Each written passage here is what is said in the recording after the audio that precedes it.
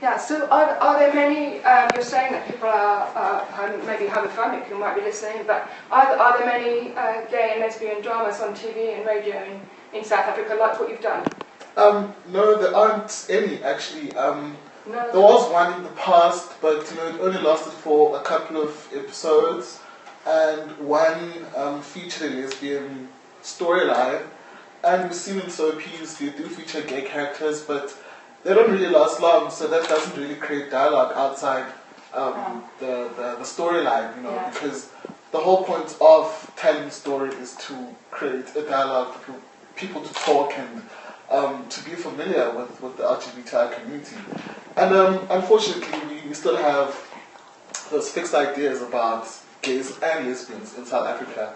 So it's still sad. We still have a long way to go in terms of our media and what we watch on television. So, yeah. So you're trying to bust stereotypes and make things look just not sanitized. Yeah, there's always, I mean, people have access to the internet nowadays.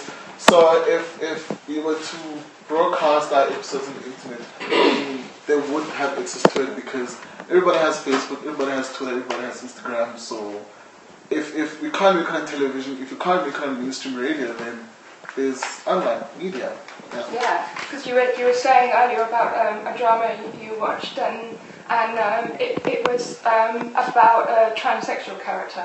Oh yeah. There's a soapie in South Africa, Rhythm City. They'll be introducing a cross-dresser, like as a lead character, to coincide with Kris Jenner's husband, the Kardashian family, Caitlyn Jenner, as she's known now. So it's quite a glamorous character.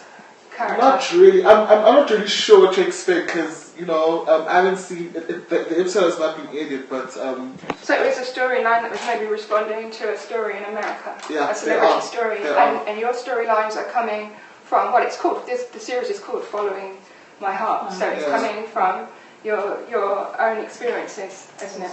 Yeah. Yes. And so are you making drama to try and change perception in the heteronormative, in the straight community, or are you making the sort of drama you want to listen to yourself?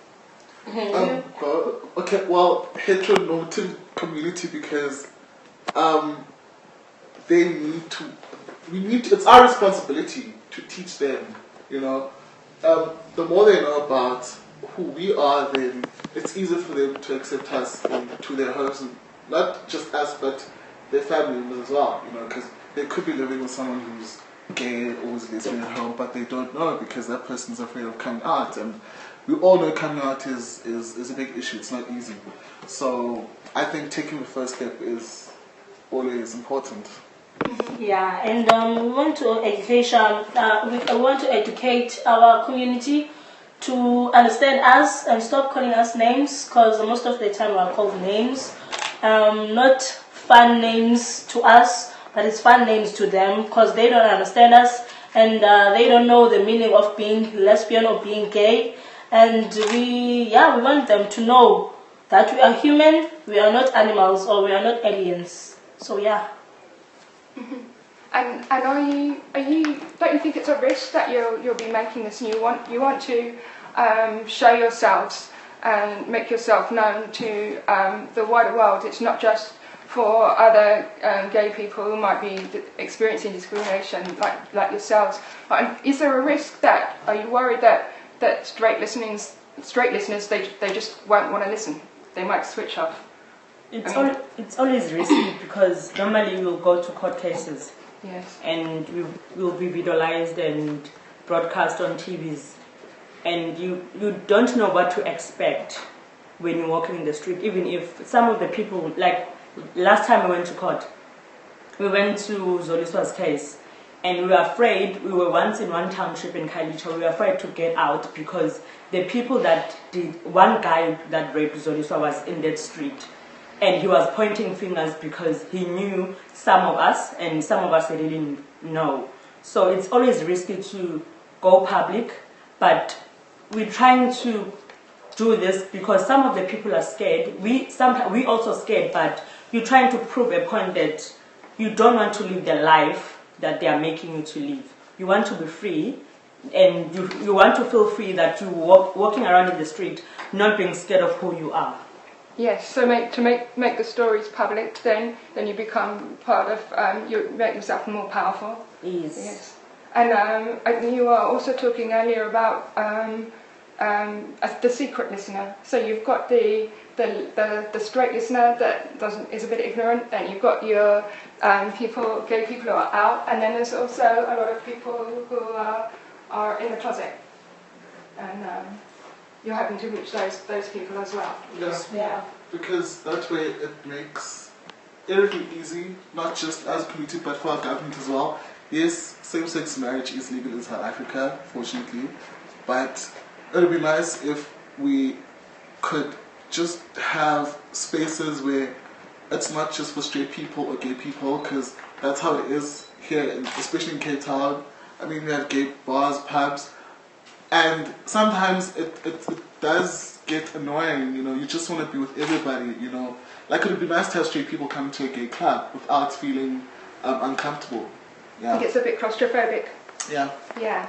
But gay marriage is legal here, so you said before that you call yourself Siyaziwa, and that's we are known, and you feel able to be known. And what can you tell me a bit about that name, the name of your group? Why did you choose that name? The reason why we chose that name, it was just like before the vote, which year, 2014, right? The minister, Jeff Ncediwe, launched the ad for South African TV that should be played. The nine provinces were invited there. All LGBTIs in 9 provinces were invited to launch that ad by the minister. We were so excited that now the minister started to see us as a human being in South Africa. They didn't see us as different people or see us as animals.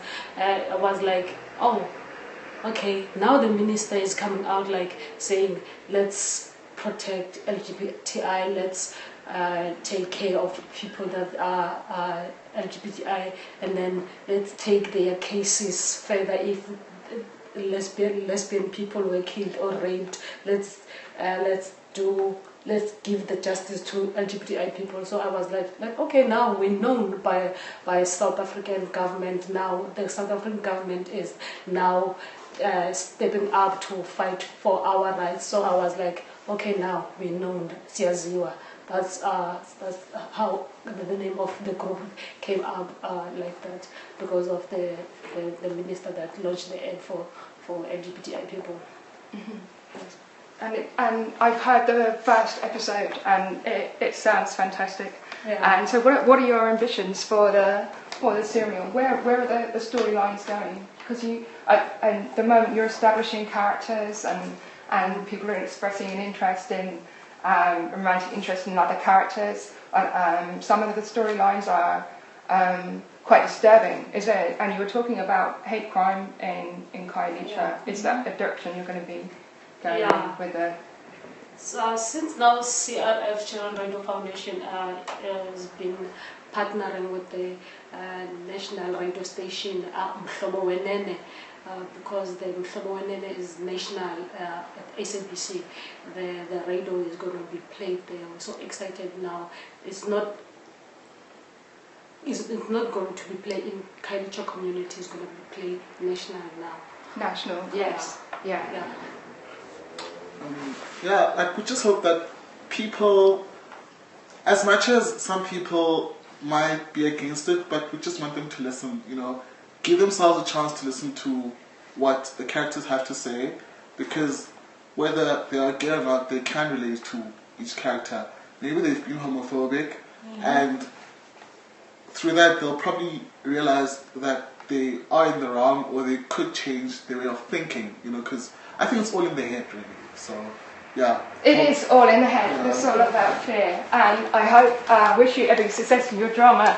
And thank you for speaking with me today. I think you're brilliant. And thank you to the Turner Contemporary and the War Office and Velisa Jara for having us today.